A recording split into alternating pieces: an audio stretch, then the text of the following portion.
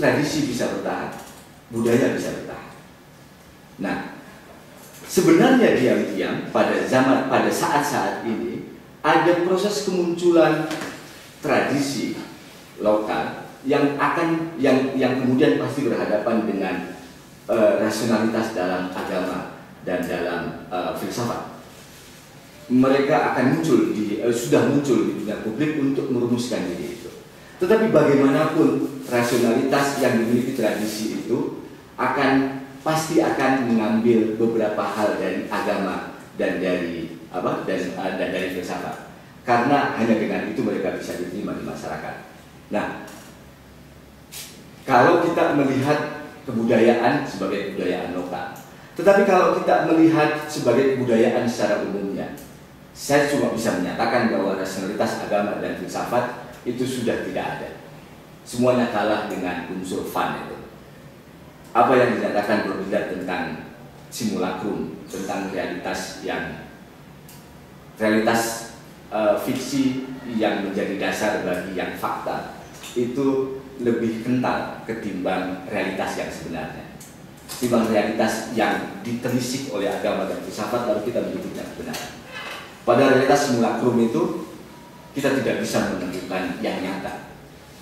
Dan karena filsafat dan agama berlagak ingin menemukan sesuatu yang nyata, yang asali, yang benar dan jelas, tidak terbantahkan, pada kebudayaan saat ini kita tidak bisa menemukan itu dengan gampang. Kalau kita menganggap bahwa rasionalitas dalam agama dan filsafat itu yang bisa membuat hidup menjadi bahagia, karena dalam filsafat juga diajarkan pengetahuan itu adalah kebahagiaan, maka rasionalitas harus ditegakkan untuk bisa melawan apa yang kita anggap sebagai kebudayaan yang akhir-akhir ini berkembang. Kita sebenarnya hidup pada zaman yang menguntungkan kalau kita mau berpikir, karena kita menghadapi situasi yang tidak pernah ada sebelumnya. Dari sisi agama, para kiai bilang pada zaman ini semua dosa yang dilakukan oleh 25 nabi dilakukan. Dulu dosa dosa menghancurkan tanaman langsung dibalas dengan banjir. Dosa berhubungan dengan sesama jenis langsung dihukum juga pada Nabi Saleh dan lain sebagainya.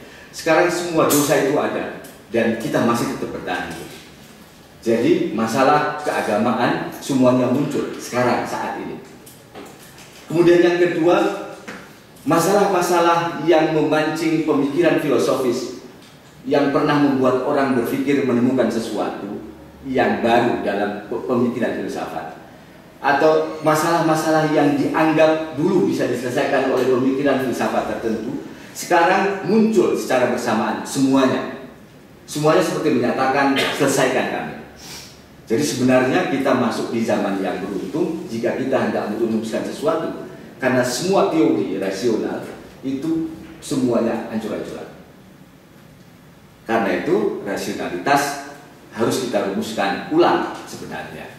Apakah kita akan meneruskan cara berpikir rasional sebagaimana yang kita yakini, yang kalau pakai kritik Whitehead itu rasionalitas yang bertumpu pada sebab akibat terdekat saja, sementara yang sebab-sebab yang lain itu tidak kelihatan. Misalnya api membakar kertas itu kan sebab formal dan sebab material saja. Sebab materialnya api memang punya sifat membakar, kertas memang punya sifat terbakar. Formalnya mereka berdekatan. Tetapi tidak lalu kita mengatakan jika ada api di situ ada kertas pasti terbakar. Seakan-akan terjadi begitu saja sehingga kita lupa untuk memperkirakan hal yang lainnya. Dalam dunia sosial ini bahaya. Sehingga sampai pada pola pikir yang menyatakan jika orang itu berjanggot maka dia teroris, tanpa memperkirakan unsur yang lain. Dulu jika dia misalnya ngomongin Marx pasti dia PKS, ateis, tanpa memperkirakan hal yang lain. Padahal teori sebab pada Aristoteles itu ada sebab efisien, ada kausa final. Sebab misalnya, mungkinkah api tidak membakar kertas? Mungkin saja kalau kertasnya basah. secara material memang kertas itu terbakar, tetapi kan tidak ada yang menjamin bahwa kertas itu selamanya kering. Kalau dia basah, maka dia mungkin tidak terbakar. Mungkin saja tidak membakar api itu jika angin tiba-tiba saja membuat api itu padam misalnya.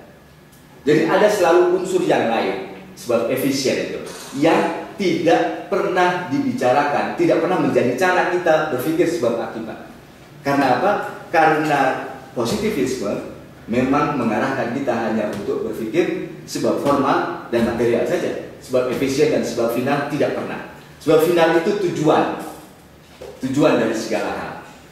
Itu tidak pernah kita dapatkan dalam pengetahuan yang kita dapatkan di mana? Di sekolah. Nah, kalau kita hendak merumuskan rasionalitas kembali, saatnya sekarang karena semuanya memang menjadi ketemu kekacauannya. Yang kedua, Al-Baqarah 260 itu memang ngomongin tentang Mas yang satu ini menginginkan harus ada struktur yang tegas. Struktur itu relasi antar tanda yang tegas, gitu kan? Antara 260 dan 261. 261 itu ngomong tentang masalul ladzina yunfiquna, gitu kan? Jadi kalau yang 260 ngomongin tentang wa idh qala Ibrahim rabbi inni kaifa tuhyil mauta dan seterusnya. Sementara 261 itu ngomongin masalul ladzina yunfiquna amwalahum fi sabilillahi kamathali habbah dan seterusnya. Pada ayat 260 itu menceritakan bahwa Tuhan bisa menghidupkan sesuatu yang mati, sesuatu yang sudah tidak hidup, kemudian itu bisa dihidupkan dengan kuasanya tentu saja. Tetapi pada prosesnya terlihat agak seperti percobaan ilmiah kan, karena ada 4 burung, satu ditaruh di sana, satu ditaruh di sini, kemudian dia menjadi hidup kembali. Pada 261 Al-Baqarah menceritakan hal yang sama sebenarnya.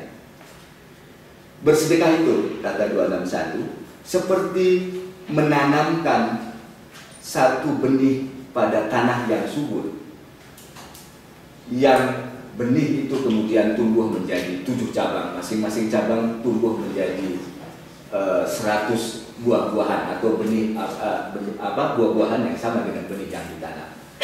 Memberi itu sama dengan kehilangan, memberi itu sama dengan ketiadaan kan sebenarnya.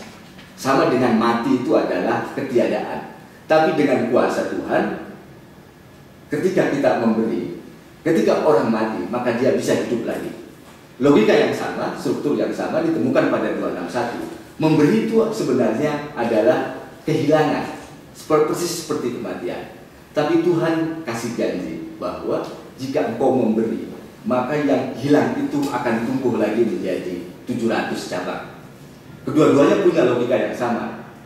Keimanan dalam Tuhan membuat kita bisa menemukan ketakterbatasan. Kalaupun kita berada dalam situasi yang terbatas, tetapi iman dalam Tuhan membuat kita mengalami ketakterbatasan. Hidup setelah mati itu adalah ketakterbatasan. Harta yang terus bertambah setelah kita bersedekah itu adalah situasi ketakterbatasan ketika kita sudah mengalami keterbatasan. Walaupun ada syarat di ayat 262-nya itu dilakukan dengan ihsan, dengan lebih tegas lagi dengan perkataan yang baik, dengan niat yang baik, tidak mengomong-omongkannya, tidak ngomong sembarangan. Nah, rasionalitasnya saya pikir itu hubungan antara 260 dan 261. Dalam iman kita menemukan diri yang terbatas menjadi tak terbatas. Apakah itu ditangkap pakai rasio kita? Nggak bisa. Itu tidak bisa ditangkap oleh rasio kita, tapi ditangkap oleh yang meta rasio, yang disebut intuisi. Semua agama memiliki itu. Al-Ghazali menyebutnya tahu sesuatu yang lebih pada rasa. semua agama memiliki itu. Itu di luar rasio. Tetapi kita bisa menceritakannya secara rasional. Karena tidak mungkin pengalaman itu bisa kita alami jika kita tidak bisa strukturkan dalam bahasa yang rasional. Jadi kalau ada orang yang mengalami pertemuan dengan Tuhan atau dengan siapapun, lalu dia tidak bisa menceritakannya dengan baik, pengalamannya pasti setengah. Belum selesai. Kalau sudah selesai, dia pasti bisa merumuskannya dalam bahasa yang rasional. Walaupun